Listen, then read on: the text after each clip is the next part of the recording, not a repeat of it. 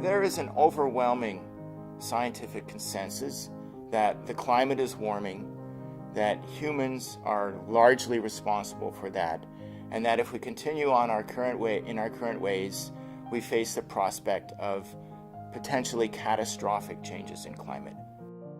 This past year, Americans have looked out their windows and looked on their TV screens, and they've seen the impact of climate change, and they have seen the future. If we fully develop the tar sand resources, we will certainly lose control of the climate. We will get to a point where we cannot walk back from the cliff. Well, climate change is a huge threat to the planet and also to the United States. And we need to cut our carbon emissions significantly over the next couple of decades. The move to unconventional oil, tar sands, bitumen, is a step in the entirely wrong direction. We should be using less oil, using less fossil fuels, and trying to find ways to make the use of those fuels cleaner.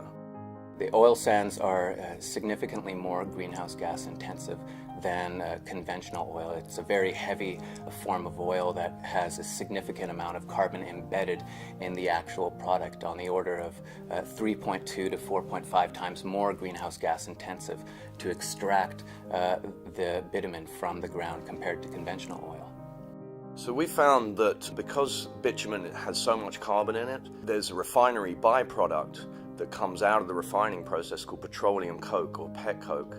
The refineries at the end of the Keystone XL pipeline are some of the biggest pet coke factories in the world today. By supplying them with tar sands bitumen, the pet coke embedded in the tar sands will find its way to the world market.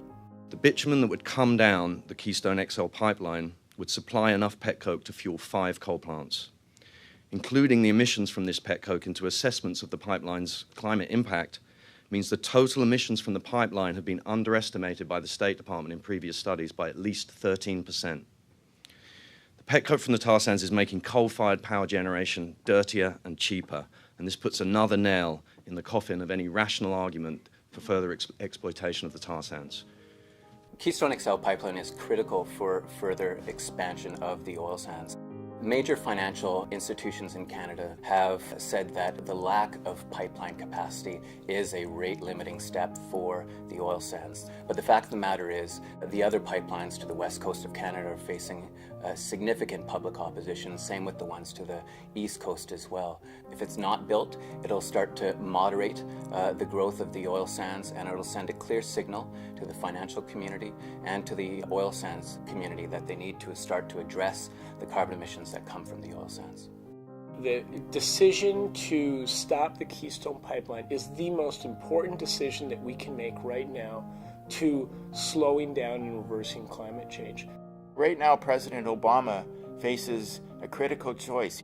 There's no better time to say no to further expansion, to say no to business as usual, and to begin the process of turning things around. If we don't say no now, when will we say no?